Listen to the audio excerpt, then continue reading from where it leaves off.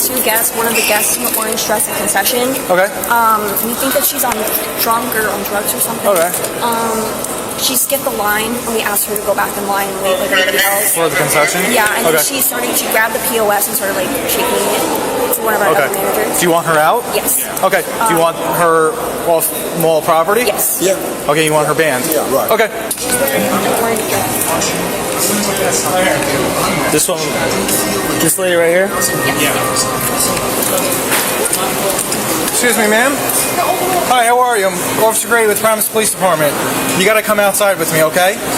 Yeah, they want you to leave the property. You okay? You alright? Your eyes are a little loopy. How are your eyes? My eyes are fine. Is this how you normally are? You been having anything to drink tonight? I'm looking in your eyes directly. Okay. And then I'm asking you, do you have anything to drink tonight? No. Okay. Alright, so we have to leave the property right now, okay? I'm not going to do that. Okay, so this is how it's going to go, right? I asked you twice now to leave, right? Right. You are being banned from the Garden State Plaza. If you don't leave, we're going to arrest you.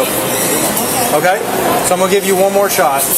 I'll give you 10 seconds to walk out with us, or you're going to get arrested.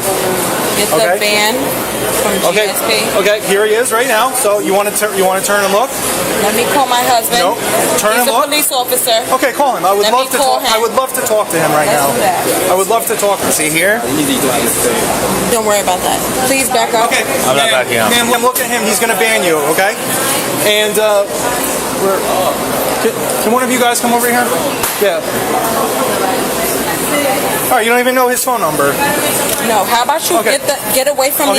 Okay, right. You want to get banned? I don't. Here's I Garden State pray Plaza. to God. I don't want to argue with you. Just say it out loud to her, and then you want her banned, right? I don't want to argue with you. All right, so just How look at her about you and tell guys her. back away from me? I call who I have to call. Just tell her. You do your business. Yes.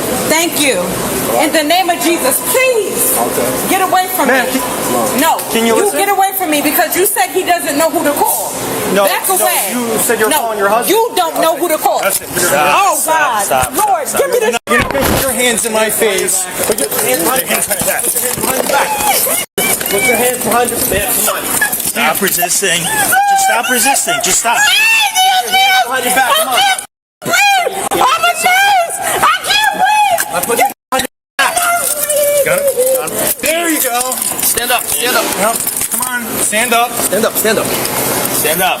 Come on. There you go. I don't want to. Didn't have to go down like this. No, it didn't because Stop. put your hands on me. What are you doing? You kick us, you're gonna get charged. You got another charge on you. That's For assaulting a fine. police officer. That's there you fine. go. Stand up.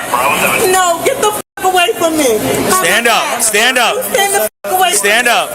Stand up. Me, please, sir. Please, sir, don't touch me. Let's go. Stand No, up. don't touch me. Call whoever you gotta call. I'm not calling anyone. Call whoever the f you gotta call on that mother radio. Okay. Call them. Okay. You don't want to stand up? No, Well, you're gonna get up. I won't.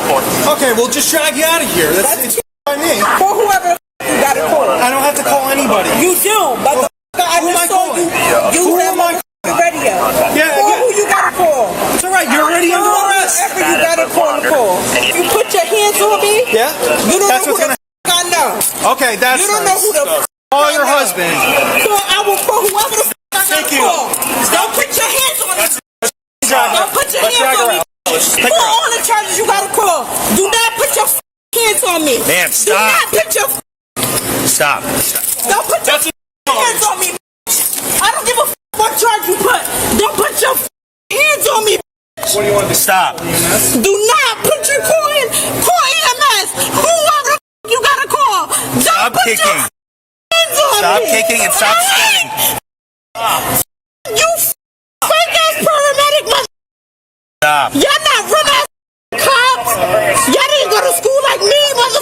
Stop. Get the f off me. You just spit us and you kicked at us. Stop. Get the f off me. Get the f off Stop. me. And stop. Get the f off me. Stop I don't give a f what color I am. I'm black, I'm brown, I'm purple. Get the f off me. As soon as Get you the calm f off me. Ma'am, calm down and we'll get No, you let up. me go. Let me Do you see how you're acting? Do you see how you acting? Ma'am, are you on something right now? Stop. Your mother wants something? Stop. Get the off me, okay? Trayvon Martin, I'm well educated. I have 4 degrees. You will never make me feel no type of way. Get the off me, man. Get the off me. You too. Stop. Get off me. Stop kicking. Stop kicking. You hurting my arm. Because look how you're acting. I know how to make my arm feel better. Right now you guys Get off my arm. Stop. Get off my arm. You're not gonna spit at us. You hear I'm me? not gonna spit. Yeah, you did already. I was never gonna do that. You just did. You just spit at me. You talking to? You. I'm talking to you. My friends are here. My friends are here. Get the off me. Get the off me. Right here. No. Stop. Just sit. Relax. No. Just relax. Don't touch me. Don't touch me. Don't touch me ever in your life. I don't with y'all.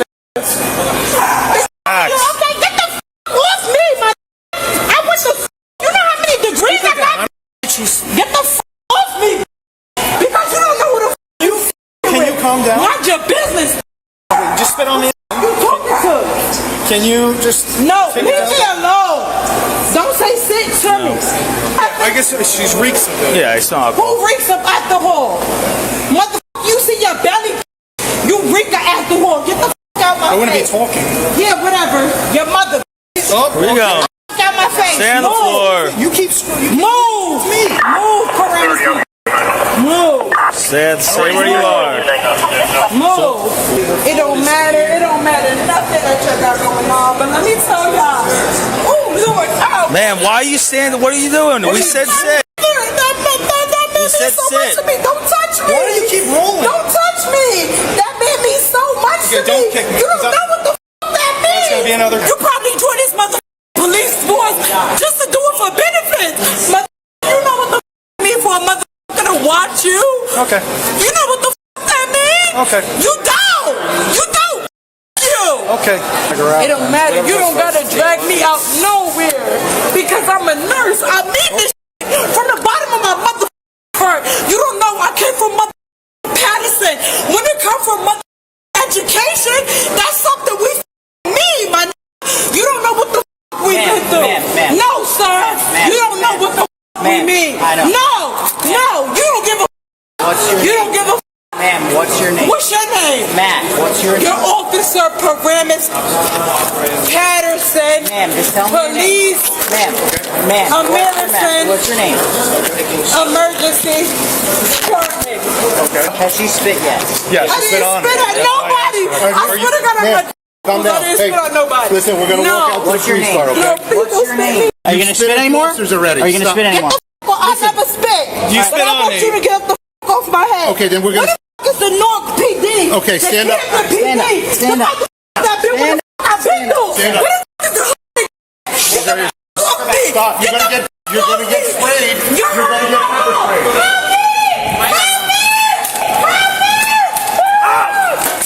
You're gonna get sprayed.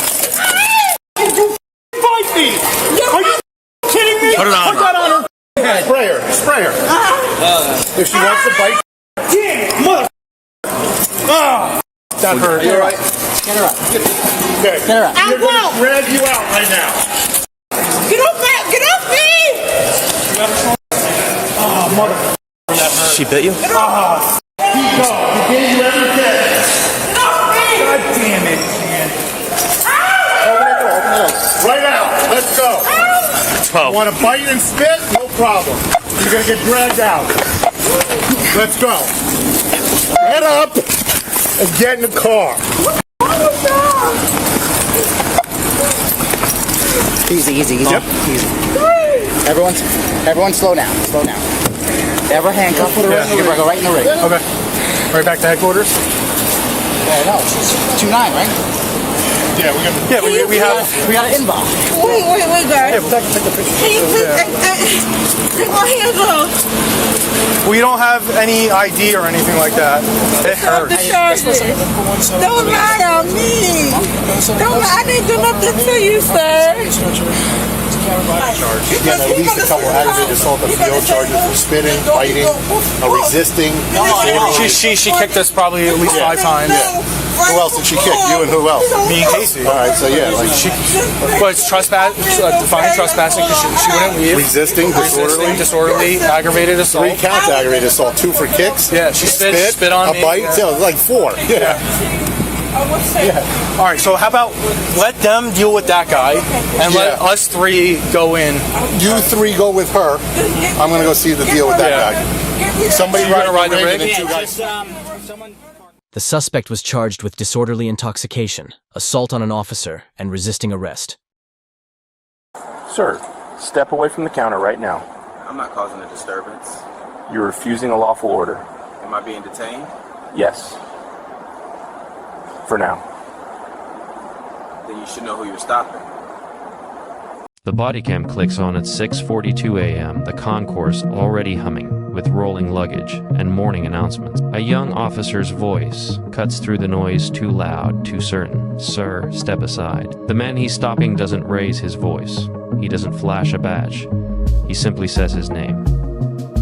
A federal appellate judge, and in that instant, an everyday airport delay hardens into something heavy about power, perception, and what authority looks like when it's challenged by quiet confidence. If you cared about how justice actually functions away from courtrooms inside split-second decisions, stay with this story. Listen closely. What unfolds here isn't just an incident. It's a mirror, and it reflects more than anyone expected. The airport wakes up before the sun does. By 6:30 a.m., the concourse is already alive, shoes squeaking against polished tile, the low murmur of half-awake conversations, the steady hum of HVAC systems fighting the chill of early morning. Screens flicker with departure times. Somewhere, a child is crying. Somewhere else, coffee is spilling. It's ordinary in the way only routine can be. At 6:42 a.m., the body camera activates with a soft electronic click. Officer Daniel Mercer adjusts the weight of his duty belt as he scans the terminal. 24 years old, 6 months out of the academy, assigned to airport patrol, a posting veterans often treat like a pause button, but rookies see as a proving ground. Visibility, deterrence, presence. That's what his field training officer drilled into him. You don't wait for chaos here. You interrupt it early. He notices the man near gate C17 because the man isn't rushing. Everyone else is moving with purpose, dragging suitcases, checking phones, glancing at watches, but this man stands still, calm, engaged in a quiet disagreement with a gate agent whose smile has thinned into something procedural. The agent's shoulders are tense. Her voice is low, rehearsed. Boarding groups are stacking up behind him. Mercer slows his walk. Observation first. That's policy. The man is black, late 50s maybe, dressed plainly but neatly, dark slacks, blazer folded over one arm, a leather briefcase resting by his feet. No visible agitation, no raised voice. Just question. Mercer can't hear the words, only the tone measured, confident, unwilling to be brushed aside. The agent's eyes flick past the man and land on Mercer. It's subtle, a flicker, but Mercer recognizes it immediately. A non-verbal request for intervention. He steps closer. Sir, Mercer says, voice firm, carrying just enough volume to cut through the ambient noise. What seems to be the problem here? The man turns. His expression is neutral, curious even, not startled, not defensive. I'm speaking with the agent, he replies. I'll be finished in a moment. It's not refusal. But it's not compliance either. Mercer feels the familiar tightening in his chest, the Academy's echo. Establish control early. Don't negotiate authority. He shifts his stance, squaring his shoulders. I need you to step aside so boarding can continue, Mercer says. The man pauses. Around them, the line inches forward, passengers pretending not to listen while listening very closely. The gate agent exhales, relieved to have stepped out of the center. I understand, the man says calmly, but I'm asking for clarification about a seat reassignment that was made without notice. I'm not obstructing anyone. Mercer hears the word asking and bristles. This isn't a debate. It's a public space, regulated, secured. The Transportation Security Administration defers certain authorities to airport. Police, and Mercer knows the statute well enough to cite it if needed. Disorderly conduct doesn't require shouting. It requires disruption. Sir, Mercer says again, sharper now. I'm giving you a lawful order to step away from the counter. The man studies him for a brief second, not challenging. Assessing, am I being detained? He asks. The question lands heavy, than it should. Mercer hesitates just a beat, but the silence stretches. People stop moving. Someone behind them mutters under their breath. You are being temporarily detained, Mercer says, committing to the line once it leaves his mouth. For failure to comply, the man nods slowly. He lifts his hands not high, not dramatic, just enough to signal cooperation. Very well, he says, but I would like your badge number. Mercer gives it, clipped and fast, then gestures toward the seating area near a service corridor. As they walk, the airport noise swells back up, swallowing the moment to everyone else. It looks like nothing. Another minor delay, another authority exercised without incident, but the camera is still recording, and something has shifted. The man sits when instructed. He places his briefcase at his feet. His breathing is steady. My name, he says quietly, is Judge Marcus Ellison. Mercer looks at him, waiting for the rest. It will matter, the judge adds, almost gently. In a moment, the radio crackles as Mercer calls for a supervisor, his voice suddenly less certain than before. The concourse keeps moving. Flights are called. Coffee cools. And in the space between a name and a response, the power dynamic tilts just slightly toward something no one prepared for. The word judge doesn't land like thunder. It lands like fog, slow, creeping, disorienting. Mercer doesn't react the way people expect authority to react when it meets a higher one. There's no immediate apology, no sharp intake of breath, just a pause. His eyes flick, almost involuntarily, to the nameplate on the man's briefcase, then back to his face. Years of training never covered this version of the moment, where procedure collides with identity and refuses to yield cleanly. Okay, Mercer says, buying time. Just sit tight for me, sir. Sir, the word arrives late, and it sounds different now. He steps a few feet away and keys his radio again, lowering his voice. I need a supervisor to gate C-17 seating. Passable misidentification issue.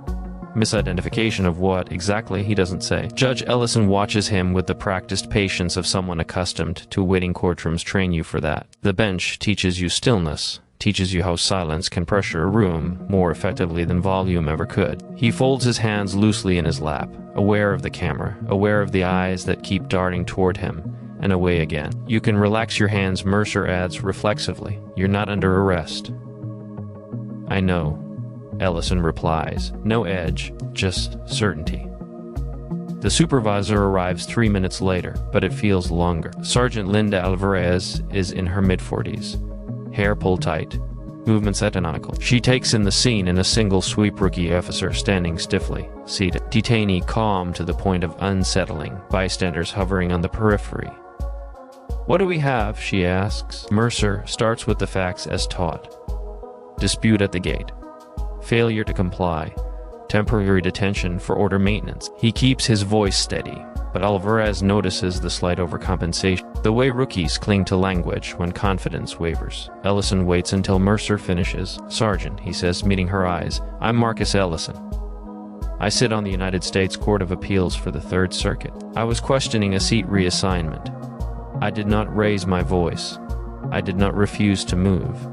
I asked whether I was being detained. I was told I was. Alvarez's expression changes not dramatically but perceptibly. A tightening around the eyes. A recalibration. Do you have identification, Your Honor? She asks. Ellison reaches slowly into his jacket and produces a federal ID card. She studies it, then studies him again. The procedural reality asserts itself. Detaining a federal judge, even briefly, isn't illegal.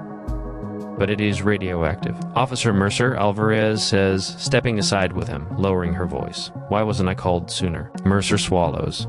He was non-compliant. Alvarez doesn't argue. She doesn't need to. She's seen the footage already in her mind. She knows how this will read on review. The department's policy manual is clear. De-escalation is mandatory when no immediate threat exists. Airport patrol directives emphasize facilitation, not enforcement, in passenger disputes. She exhales slowly and walks back to Ellison. Judge Ellison, she says, tone formal but respectful. You're free to go. I apologize for the inconvenience. Ellison nods. He stands, gathering his briefcase. He doesn't gloat. He doesn't lecture. But when he speaks, it's measured and deliberate. I appreciate the apology, he says.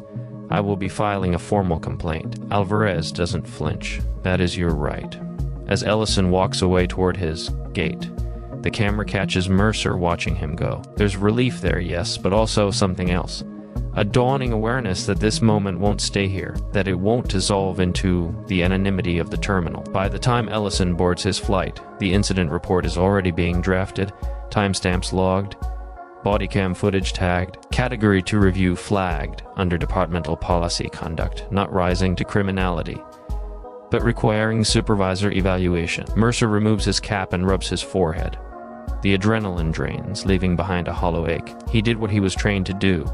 And yet, something feels wrong. The airport returns to its rhythm, but the tape exists now. And soon, it will be seen by people far removed from Gate C-17 people who will pause the frame, replay the silence, and ask not whether the stop was lawful, but whether it was just. The question hangs there unresolved as the camera powers down.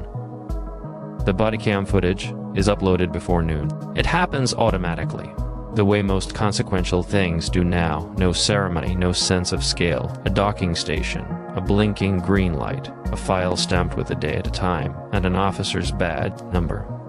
By policy, any detention longer than 5 minutes in a secure transit facility triggers supervisory review. Alvarez checks the box. The system accepts it without comment. By the end of the day, 3 people inside Airport Police Command have watched the video in full. None of them speak while it plays. On the screen, Mercer's voice sounds younger than he remembers. Too clean. Too certain. The words lawful order echo in the small review room, stripped of the ambient noise that made them feel justified in the moment. In training, instructors warn about this, the way bodycam audio flattens reality. The way confidence can curdle into arrogance when replayed without context. After the video ends, Captain Howard leans back in his chair. Was he disrespectful? He asks. Alvarez shakes her head. No. Threatening? No. Refused to move? Not exactly. Howard nods slowly. He's been in law enforcement long enough to recognize the danger zone, not misconduct clear enough to punish, not innocence clean enough to dismiss. The gray space where institutions quietly lose credibility. What we have, he says, is a perception problem. Outside the department, Judge Ellison is already airborne, the incident sealed inside the pressurized cabin of a commercial jet. He doesn't review notes. He doesn't dictate a statement. He stares out the window as the city falls away beneath the clouds, replaying the officer's posture more than his words. The squared shoulders, the hand resting too close to the holster, not as a threat, but as a reminder. He's seen that stance before, not directed at him, usually, directed at defendants, witnesses, people whose credibility must be asserted before it's granted. That night, in his chambers, Ellison drafts a complaint. It is precise, unemotional, 6 pages long. He cites timestamps, quotes departmental policy on de-escalation, references Supreme Court precedent on investigative detentions in public spaces. Terry v. Ohio, Florida v. Royer. He does not accuse the officer of racism. He doesn't need to. The facts, he knows, will speak louder than any label ever could. The complaint is addressed to the Airport Authority, the Municipal Police Oversight Board, and copied deliberately to the Civil Rights Division of the Department of Justice. Inside Airport Police Command, the copy lands like a tremor. Federal judges do not complain casually, and when they do, they rarely copy DOJ unless they believe the issue extends beyond one person. Mercer is called into the office 2 days later. He sits straight backed across from Captain Howard and Sergeant Alvarez, hands folded the way he's been taught. Administrative leave is mentioned not as discipline, but as protocol. His weapon is secured. His badge is logged. He nods at all the right moments. I didn't know who he was, Mercer says finally. Howard studies him. Would it have mattered? Mercer hesitates. It's an honest hesitation, and that's what damns him. I don't know, he admits. That answer will be replayed to later, in sworn testimony, in training seminar, in conversations about implicit bias that Mercer never thought applied to him. He's not angry. He's not defensive. He's confused. And confusion in these cases is combustible. By the end of the week, a reporter calls the Airport Authority's Public Affairs Office. Someone leaked the complaint. Legal blogs publish first.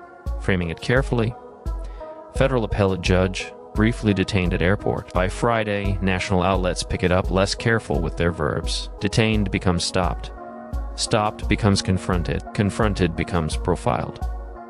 The footage hasn't been released yet, but it doesn't matter. The narrative is forming without it. Inside his apartment, Mercer watches the headlines scroll by on his phone. Each one a slight distortion of the moment he remembers. He keeps telling himself the same thing, that he followed procedure, that he acted in good faith, but another thought creeps in, quieter and harder to dismiss.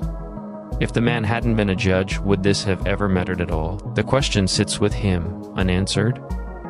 As the story accelerates beyond his control, the department releases a short statement that afternoon, carefully worded, bloodless. An incident involving an airport police officer and a member of the judiciary is under internal review. The department takes all allegations seriously and is cooperating fully with oversight bodies. It satisfies no one. Civil rights advocates say it doesn't go far enough. Police unions say it goes too far. Commentators fill the vacuum with certainty, each side sharpening its argument against a version of the event none of them have actually seen. Judge Ellison remains silent. That silence is interpreted as dignity by some, arrogance by others. It becomes its own provocation. He continues to hear cases as scheduled, authoring opinions that will never mention airports or police stops, yet feel newly weighted by experience. In one ruling, he writes about discretion, the danger of power exercised without reflection. No one can say for sure if the line is connected. Everyone assumes it is. Inside Airport Police Command, the pressure mounts. The Oversight Board schedules a preliminary hearing.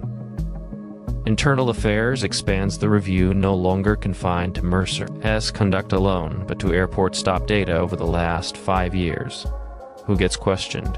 Who gets detained? How long those detentions last? Patterns begin to emerge, not dramatic enough for scandal, but consistent enough to unsettle. Alvarez sits through the data briefing with her jaw set tight.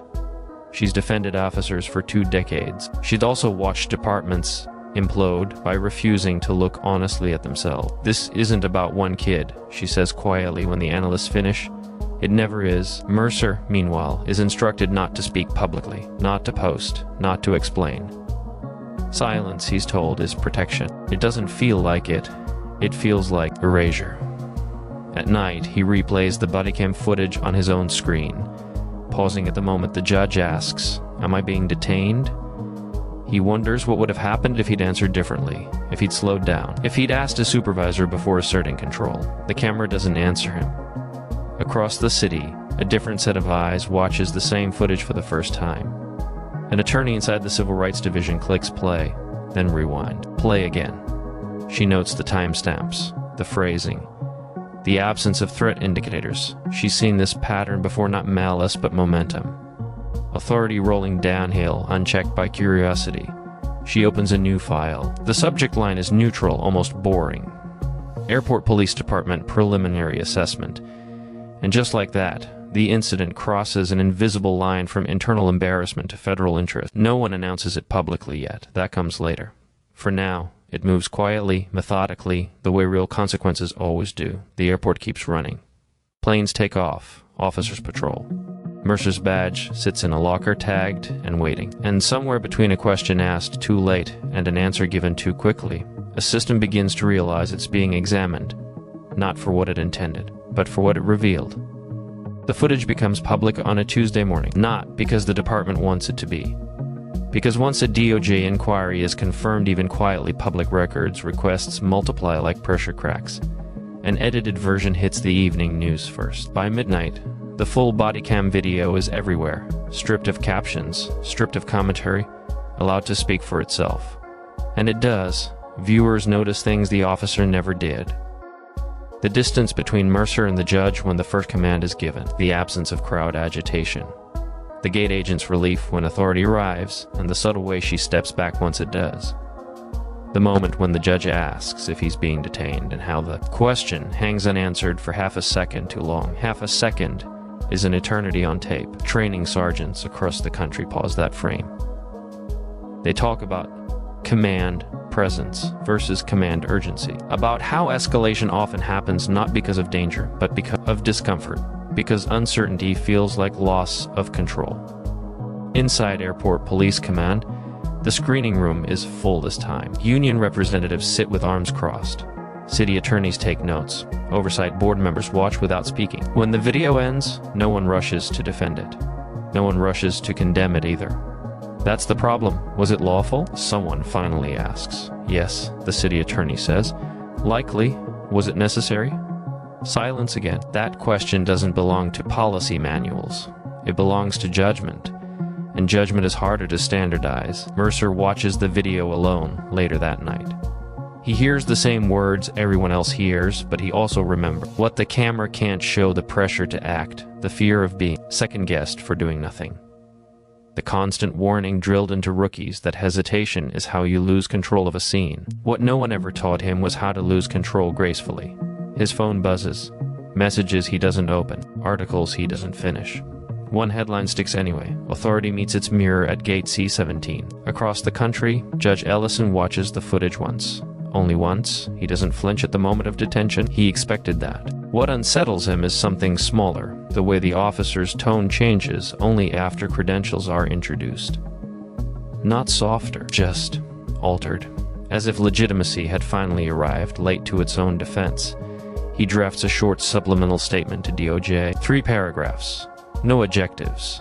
He writes about dignity not as a personal injury, but as a public one. About how the legitimacy of law depends on restraint as much as power. He sends it and closes the file. The DOJ inquiry is formally announced the following week. The language is careful. A pattern or practice review under 34 U.S.C. Section 12601. Not an accusation, an examination. The scope extends beyond the incident training protocols, supervision standards, stop and detain metrics in transit facilities. The department releases another statement. This one longer, less confident. Inside City Hall, officials begin to worry aloud not about guilt, but about optics. Consent decrees are expensive. Reforms are slow. And once DOJ starts pulling data, it rarely stops at the surface. Mercer is placed on paid administrative duty, his name now inseparable from an event larger than him. Friends from the academy text their support. Veterans avoid the subject entirely. He starts to understand something no one warned him about. How quickly an officer can become a symbol, and how little control he has once that happens. The tape keeps playing. In classrooms. On news panels. In union meetings where older officers shake their heads and say, that could have been any of us. And maybe that's the most unsettling part. Because the more the footage is studied, the clearer it becomes that nothing dramatic happened. No shouting, no violence, no handcuffs. Just a routine decision made too fast, held too tightly, and now examined under a national microscope. The camera never lies, but it also never forgives. The DOJ team arrives without fanfare, no press conference, no flashing lights. Just a small group of attorneys and analysts carrying federal credentials and laptops into a municipal building that suddenly feels smaller than it did before. They introduce themselves, outline the scope, request access. The department complies. It always does at this stage. What follows is not dramatic. It's meticulous. They ask for training manuals, use of authority guidelines, bias interruption modules, field training officer evaluation. They request 5 years of airport stop data, broken down by race, duration, outcome. They interview supervisors first, then line officers, then civilian staff who rarely speak to investigators at all. Patterns begin to surface, not crimes. Not even clear violations, but tendencies. Who gets asked to step aside? Who gets warned? Who gets detained temporarily, and for how long? The airport, it turns out, is a perfect laboratory for discretion. Stress, constant movement, authority normalized by security theater. Mercer is interviewed on the 3rd week.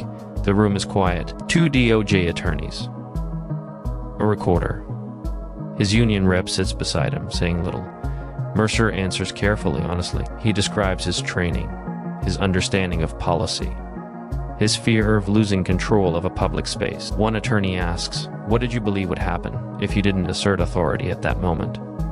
Mercer pauses. He's never been asked that before. I don't know, he says, but I believed something would. The attorney nods. She writes that down. Judge Ellison is interviewed last, not because his role is least important, but because DOJ wants context before confrontation. He speaks without notes. He doesn't frame himself as a victim. He frames himself as evidence. I was not harmed, he says. But harm was demonstrated to trust, to restraint, to the idea that authority must justify itself, not the other way around. The interview ends without thanks or apology. That's not how DOJ works. Months pass. Mercer returns to duty under supervision. No suspension. No demotion. The department waits. City Hall waits. Everyone waits. Then the findings arrive. The report is dense, clinical, devastating in its restraint. It does not accuse the department of intentional discrimination. It does not call Mercer reckless. It identifies a pattern of premature escalation in airport policing exacerbated by insufficient training on implicit bias and authority calibration. Recommendations follow. Mandatory bias interruption training, revised detention thresholds, supervisor sign-off for nonviolent airport detentions exceeding 5 minutes. Expanded data reporting to the public. A consent decree is avoided. Barely. The department holds a press conference.